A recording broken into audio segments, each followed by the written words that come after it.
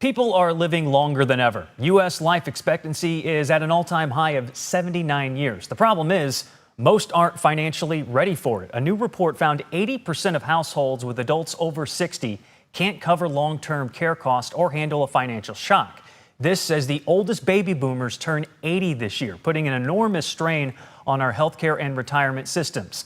My guest today says the solution isn't just about money, it's about rethinking aging entirely. Marcus Riley is the founder of the Booming Agency and co-author of the upcoming book, Your Aging Advantage, the 7 New Stages of Aging, and he joins me right now. Good morning, sir. Thank you for joining us. Hi, Jay. Great to be with you. All right, let's talk about this. Here's the book right here.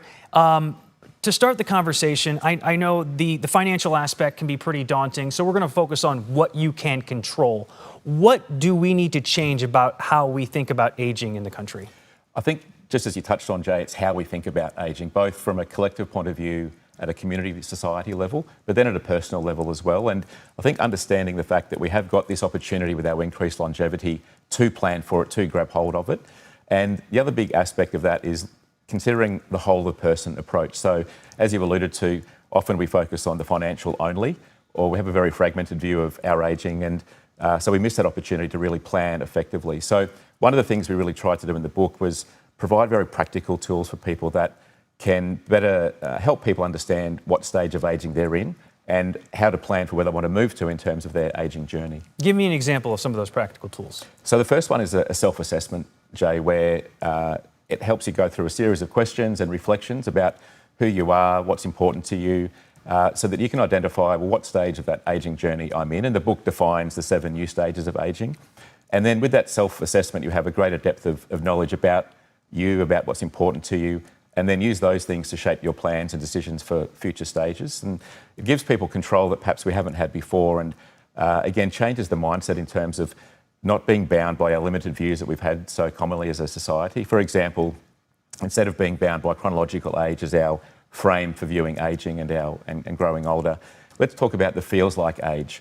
And to draw the comparison to the weather, if you open up your weather app on your phone and you looked at the temperature, it might be 65 degrees. But if you scroll down, you see the feels like temperature might be 72 degrees because of humidity or wind or what have you. And it's the same with your age. The calendar might say you're 72, but you might feel like you're 55, or you could feel like you're 85, depending on a range of factors. So that opens up our thinking and enables us to appreciate the fact that we can take control of that ageing journey. Talk about the role of social connection as you age, because I know isolation as you get older can be bad for your health. It's a huge risk, Jay, that social isolation, and understanding what social connections are best for us. So whether it's particular relationships we want to nurture, whether it's staying in working life, or whether it's other activities in the community that give us that social connection, which leads to purpose. And research has shown that the number one factor in a person's health and well-being is having that sense of purpose. So as you touched on, often as we get older, we're told to reduce our participation, that we're of less importance, which sees people withdraw from society and start to lose those social connections, which are so important to our health and well-being. It's a fascinating conversation. I wish we had more time for you this morning, but go out and get the book, Your Aging Advantage, the 7 New Stages of Aging. Stuart Kaplan and Marcus Riley, thanks so much for joining us. We appreciate it. My pleasure. Thanks, Jay.